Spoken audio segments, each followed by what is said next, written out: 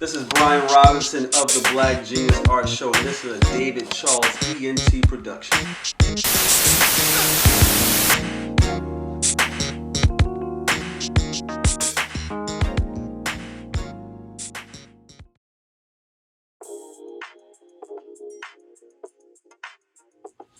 What's up, people? This your boy David Charles, and I'm back at it again.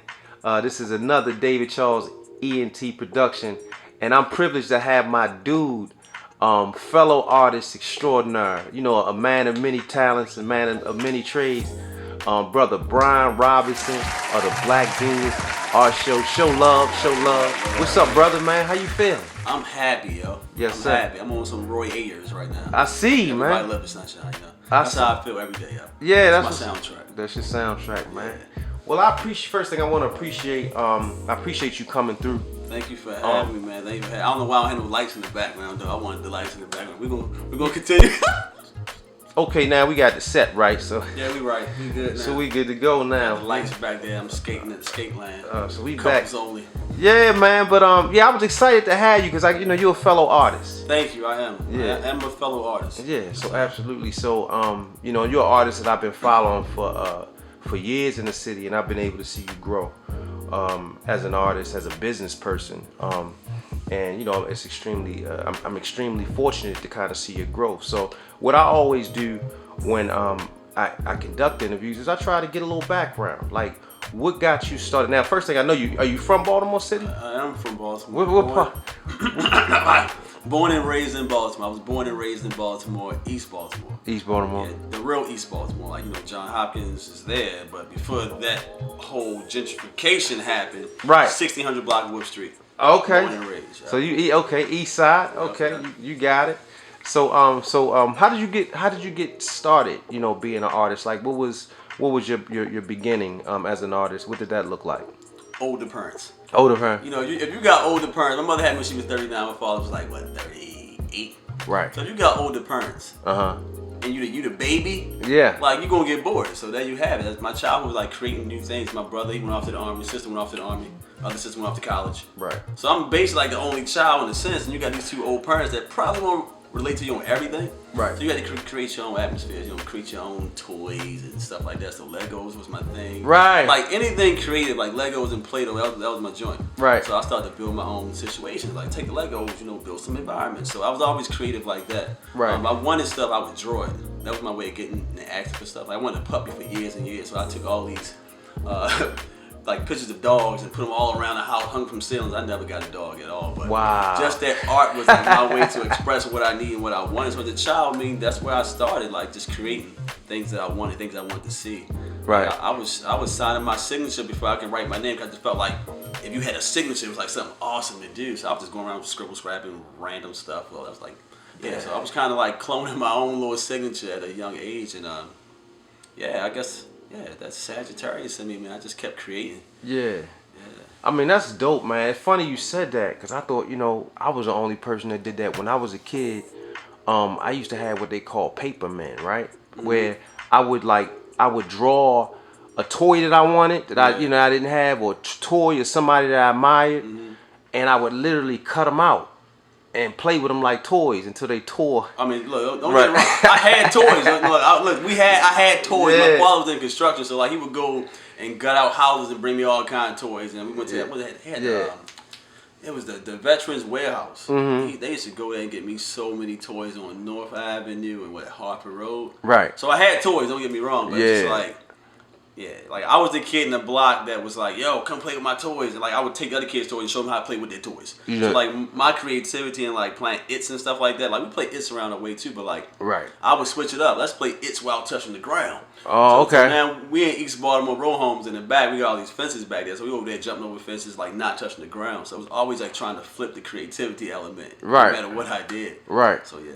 That's dope, man. That's really dope. So, that kind of takes me like, I know that you paint. That's something that I do that thing. What kind of got you? What made that your medium of choice? Like the kind of. Like I grew into that. Like I grew into that painting element. Like right. I think growing up, I was just taking a random pencil, color crayons, just sketching things. I never like paint. Like painting was like I didn't know how to mix colors. I didn't know what colors made what. I Right. was just like against painting. Okay. And what's funny is in high school, I went to city, and what's funny is in high school, my art teacher came to me one day and said, "You know what? You'll be a good painter." Right. I ignored the hell out of him. Like Oh, for real? I never like man. Like no, I just like to draw these characters in this black pen. Say, I'm good. I ain't gonna never paint. Right. And then what happened? I became a painter. I guess. A dope painter. Yeah. That's dope, man. That's dope. So, what is your process like? Music? You just kind of like what is your process like? Because every artist has a process. I have a process, but for years since I've known you, I've always wanted to have an opportunity, to ask you like, what was your process like? What makes you get into that mode? Oh wow, the process of painting. Yeah. Because I got the film joint too. Yeah, but everything, Yeah. Okay, well, I like pieces, like taking pieces that are nothing and putting them together. So I think I'm big on I guess the unknown. And that's probably where that Lego thing came. Like taking all these random pieces and putting them together and make something like from video production to painting. Like it wasn't for the video being able to piece together pieces to make a complete production where you can watch it. Then I don't think I would be able to be as good with the painting because now I take the paintbrush and take this paint and take the ideas and put them together and make this canvas, make it do what it do. So like my process is very like adaptive and it's very random. Right. Like half the times, like I'm sketching these characters I was doing in middle and high school. Like these things I call boneheads. It's like big eyes, big noses, real quick sketches that I can do in like within 10 seconds. Right. But to give them that extra element, like adding the paint and stuff like that, it's like I was new to it. Right. So just taking colors and putting them on the canvas and making it into something was like, yo, this is crazy. And it's like, it wasn't until 2013 that I really took that painting element and said, you know what, this could work. Mm-hmm. I kind of like where it's going. So like my process involves music. There you go. It involves a clean atmosphere, if Right. that makes sense. So like, it got to be clean. Yeah, like I would go around the house and just straighten up everything in the house and sweep. Right. I might jump on a video game. Like I had to take my mind away from art to create art. If that makes sense. Oh yeah. So I was like, it's like I would create my own blank canvas in my environment before I even started to create on a canvas. Wow. Via the camera or the paintbrush. Yeah. And see once that's done, I say, all right, and I just lock in. And once I lock in, I'm ready to create. Right. And yeah, so it's a mixture of that. The music gotta be right, the atmosphere gotta be semi-clean where I can restart things and I just go at it, man, and see what happens. Right. So what are you listening to? Like what type of is it moment based, like in the moment, or do you have like a certain genre, a certain artist that you like to vibe to when you creating? It's a build up, man. It's a build up. Like I got an old soul, so I go back to the Dells, some old school Dells, and like sometimes that does set the vibe. I listen to like Mick Jenkins, like some new artists that's like like a lot of people might not have heard about, like some real melancholy. Yeah. It's like Hiatus Coyote. Like it's a couple songs that I rock out with that like Most Def. Yeah. It's like it's so many artists that set the tone because like Jesus Christ. Yeah, there's so many artists that tell me because like that's what I'm inspired from even in my creations is other artists. Right. So with their music, like that kind of locks something in my head to where I just go into this element of like, oh wow. So like the music plays a very important role into how my creations come out. Wow. I don't think I ever painted a piece about music. Never painted Nah. a piece? I thought you did one. Nah, man. Never? If I did, it didn't come out right. Oh, okay. That's interesting to know. You never created a piece? I don't think so, man. No. Mm-mm. Wow. So here in the city of Baltimore, are there any other artists or any people that you would like to work with or kind of collaborate with in the city, or not even in the city, or anybody in general?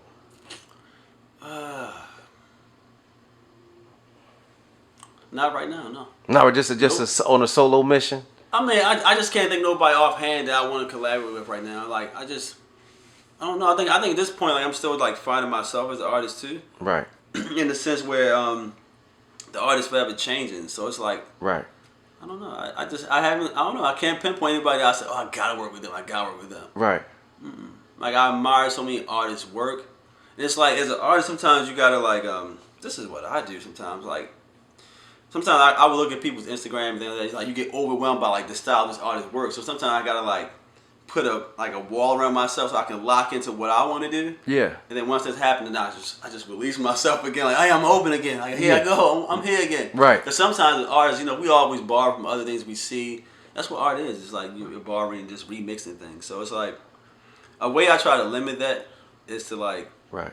limit how many resources come into my head as far as other artists and other things that I see. Right. Because I don't want to be like, oh, let me take this style, Then, it's like a Right. system overload. So after a while, I gotta like, I don't know, I just gotta lock in, yeah, until I'm ready to like, Let it out. yeah. Right. That's dope, man. So, how would you describe your style of art? Like, what would you, what is your way to describe like the style of artwork that you do to people? Simplicity. Uh, it's true. Right. I can see both of those things.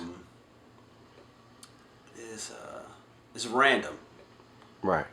and I think in a sense it's friendly and relatable. Right. Yeah. Yeah, cause you do a lot of stuff. Cause it's funny. I of course I follow you on social media, and I have the privilege of seeing a lot of different pieces that you've done. But I did an art show, or I went to an art show that you did. What was it? I may have been last year when you did it. Tectonic space. Tectonic Space, exactly. And you had a lot of stuff in there that, I didn't even know. Yeah, I didn't see that you had. That was a build. Like that show meant a lot to me because what that was, Right. like, it was called The Genius Under My Bed. Right. Is the name of the show, and And what it did. that's dope, man. Yeah, that was like a combination of my childhood to now, and as an adult. And what's funny is like the elements that was in that gallery was like me as a kid. Like that blanket on that bed was the blanket that I had on my bed when I was a kid. Yeah. And as a kid, as you grow older, it's like, oh, you go get a job. Oh, you go off, you get married, you do this, that, and that. And a lot of times as artists, we put all those other little things we did as a child, like drawing little pictures and stuff. We put them under our bed and all our goals and things kind of put to the bed. Like, oh, I used to do that. Right. So that whole show was to show how you got like that genius from under your bed. So all those ideas that you said, you know what, I used to do that. I don't do it no more. So I just let them all out. So you had the images of like even stick figures and things, but things I did as a kid too. So you had all these remnants of the childhood to now. Like just I threw everything into that show. Right. And yeah, it was dope. Right. So that was my first solo show too, by the way. Oh, for real? Yeah, that was my first solo show. Yeah, and you did an amazing job. I think it was a great turnout. And the artwork stood tall. Like when I say your artwork, it commanded. Like I was just sitting there, just kind of admiring. It was a few pieces that I was stuck on. You know what I'm saying? Powerful pieces. And you definitely had a lot to say. So that kind of takes me to the Black Genius Art Show. Hey. Yeah. So.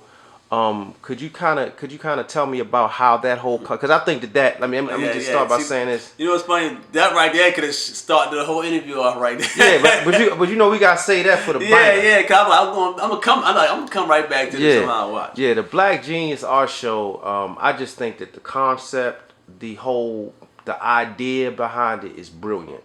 And it just kind of gives me that old school feel of like those old school cartoons or whatever the case may be, and even just the logo to me is super dope. It's simple, but it's powerful.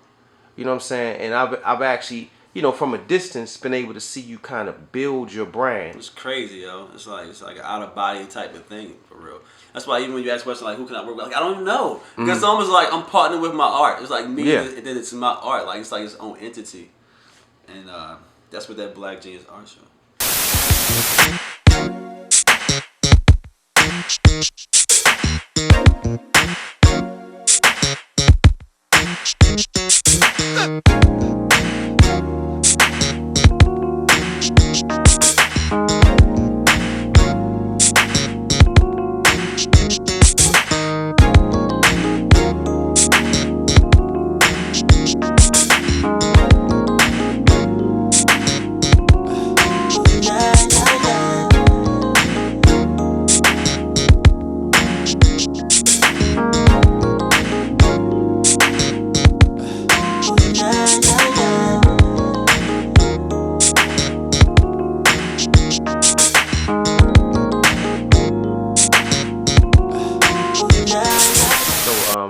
The Black Genius Art Show, Black and the Genius, which I think is a phenomenal concept, and I think it's just dope. The whole campaign.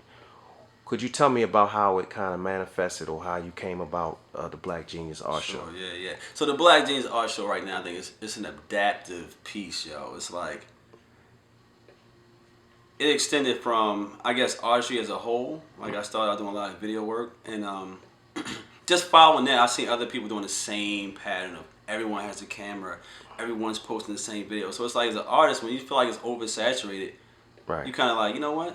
Let me chill out and do something totally different. So I kind of put all my artistry to the side, man. Like I wasn't doing anything. Right. I started looking at other artists' works. Oh, they got it, they good, they got it. I don't need to do anything. I just chill. I just stopped doing art basically. Right. So it wasn't until 2013 that I was like, you know what? Picked up some canvases. You know, life had its little ups and downs. Yeah. Picked up some canvases, man, and I started to paint. Like, what is this? Like, I went to like, I don't know, some art store, got some canvases. Never painted a day in my life. Started painting, man, and then these images were coming to life. But I needed like a go-to image, so I went back to the same things that I was doing in middle and high school. These characters called boneheads. That's what I called them back then. Yeah, Big right. eyes, big nose, boneheads. Right. Okay. I even started branding boneheads for like that first month. I'm gonna call them boneheads. But then some say, no, I need something deeper, man. I need something deeper. So I was like, I started researching the word genius. What is a genius, yo? And I look at all these creatives that I'm inspired by, like the Marvin Gaye's, the throwback artists, whether you're a ballerina, I don't know, a gymnast, whatever you were, yo. It was like I was just locked into other creatives of different mediums. Right. And that came with that genius piece, like who was like just stepping outside their comfort zone, just making magnificent work. So I put that into my name, and then I said, black. Oh yeah, I'm black, and There you go. yeah, it's a culture thing, man. Yeah, black. Yeah, Right. the black genius. Yeah, at this point, I'm like overloaded on all this throwback old school music, man. I'm just vibing out to music like, oh yeah, the Black Genius Right. art show. There It's, you it's go. gonna be an art show. You know why? Cause I'm gonna do a lot of stuff. It's gonna be an art show. And I was like, you know what? I'm gonna get a lot of people talking about. So it's just for black people. It's the Black Genius. Oh, it's just for black people. I said, oh, I need to define black. So black meant boldness back in the day, like the revolutionary. Say it loud, I'm black and I'm proud. It meant evil at one point. It was Right. also a color used in a lot of fashion designers back in the day. So it had so many different meanings. Like the color. Like an extend, like every color is made from black. I heard, so you know what I'm saying. So it's Right. like an extension of that. Right. So also, in all my pieces, the last color I use as well, and that's the black. And as Right. an educator, I teach with my art as well. So I just use that as my brand. Man, I said I'm gonna rob this the Black Genius Art Show. I'm gonna let it live. And Yeah. that became my brand. And with that, it birthed the motto to create every day. And that's what I wasn't doing because Right. I was so busy comparing myself and jumping to other people's lanes instead of just focusing on what I want to do. Yeah. And the Black Genius Art Show was born like that, man. It helped my whole artistry from filmmaking to whatever I want to do. Right. As long as I stay true to myself, man, that was my brand. That's what I ran with. And I tell any artist to create every day, no matter if you want to think it's going to be garbage or, I don't know, you throw it away. It don't matter. You still put in that atmosphere. And that's what I want my art to do, man. I want it to live. And that's what it's doing with the brand. It's like it's living. That's dope. That became my brand. In 2013, I started painting. 2014, I started bringing like elements of like wearable art. And things like that, and I started branding. It became my business. So now I would wake up in the morning, couldn't wait to create. I gotta do something different. I just marketing, man, just reaching out to people, photographers, MCs, no matter what you were, man. I was trying to get everybody involved in the brand, and now it just has its own legs, man. It's like a child, so it just walks by itself. And every once in a while, I go play with it and do stuff with it, Right. and then it extends to something else. And before you know, I got an animation piece. I got some clothing things. I'm still painting, and I'm still learning. Wow. So even with that brand, man, it's like, I don't know, man. It's like it's a mystery at times to my own self. Like I don't know what's gonna happen next. You're like, Right. so like when you see something in 5 years, I don't know, but it's gonna be somewhere awesome. You know what I'm saying? It's gonna be great Yeah. because I can see like, and I actually can see the brand reaching to different cultures too. That's the scariest thing about it ever because as many times people said, yo, Caucasian people so it's for black people. Like I went to Chicago and did a show inside the gallery, bow tie on. And I seen this woman walk outside, Caucasian woman, look inside the gallery, and she said, "This is not for me." And I looked out at her and said, "Yes, it is." And that was me trying to like not limit other people from what I was trying to show. Right. But if your own ignorance allows you not to explore what that name means, then Right. it is what it is. And since then, I think I sold my first print to a white woman. You know what I'm saying? Of a black woman. I created a black woman and called it that natural thing, and that natural thing, and a white woman came and bought that print, and I'm like, I don't know, I don't have the answer to everybody like what that name means. Like you want to know, I don't know what to say. Like I don't try to sell to nobody, man. It is what it is, And I've seen so many other cultures like just adapt to it and love it. Right. And that's the genius of that brand, man. Like, Yeah, I mean it's crazy dope, man. I love it. I love the logo, and I love what you do with it. So it sounds like the Black Genius Art Show is kind of like a collaboration of all your creative endeavors all in yeah, one. Like exactly. that, it symbolizes everything that Bryan Robinson does as an artist, from videography to visual arts, you know, and everything that you do. And I think it's definitely powerful, and I you know I know it's going to continue to grow and evolve. Man has no choice but to continue to grow and evolve. Yeah, so you know I just recently saw you at the and you know, and let's talk about something a little, you know, it's funny. So you know, myself being here in the city of Baltimore, pretty much the majority of my life as an artist, and you as well. You know, how do you feel about the stigma of black, you know, the I would say the stereotype that black people don't support black artists? Now, how do you feel about that? Is it something that you can agree with, or is it something that you No, disagree? I don't agree with it. I think sometimes in our culture we always feel like someone else can do the same thing you do better. So it's like we always try to see and compare each other. Like even with prices, like I know a lot of times when I market my prices and things, somebody would say that they're trying to support, but if your price too high, they might not support it. So it's like I have a lot of black people that support me, and you got some black people that won't support you because you gotta think about it. Art is not for everybody. Like it's not everyone's not gonna buy into you. Right. But I really feel like I've been getting a lot of support from the black community as well as other communities as well. Right. And another thing I do, I don't try to sell it to people, man. I live in the moment of me creating, and then I let the universe, you know, do what it do. Right. But yeah. So what's next for the Black Genius Art Show and Bryan Robinson? So what should we be looking forward to coming in the future? Animation, a lot of animation. Okay. Like a lot is like giving characters life. Because what's happening is like a lot of times the business aspect of the Black Genius Art Show can be overwhelming at times, and the balance is always like, oh, I gotta market these garments, or I have to market like my next show. Right. But I think the animation piece is going to bring everything full circle to see like these pieces of art can really live in a sense when you start making them move and talk and tell the stories of our people. Yeah. As well as how our people, I guess, get along with other people as well. So Yeah. I'm going to bring in a lot of different elements of that, and I think the stories are going to tell.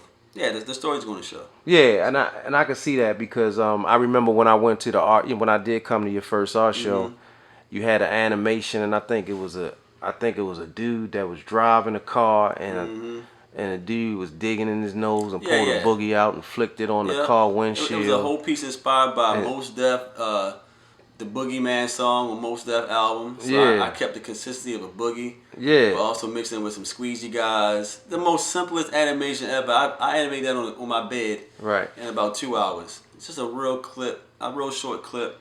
But yeah, man. It was funny though. It was cool. It was urban, and you use actual, real live footage and cartoon footage, which I thought was pretty unique. I came from that Roger Rabbit era, so right. I like that Dick Tracy and stuff. Yeah, so yeah. Yeah, so that was pretty dope, man. So yeah, man. I appreciate you coming through. Could you tell people how to reach you? Like, man, you can reach me. In Baltimore, you can reach me on the internet. You can reach me at theblackgeniusartshow.com. You can reach me if I'm by my mother's house over East Baltimore. Right. I mean, it's several ways to reach me, man. Yeah, literally, like, literally. I'm in the community. Like, I do a lot of stuff in the community. Right. Yeah. So social media, like everything is the Black Genius Art Show. The Facebook, the Instagram, the website, the Black Genius Art Show. Yeah, man. Yep. But it was a pleasure. It was great having you, and Thank you. we expect great things from you in the future, good brother. Thank you. All right, take care, bro.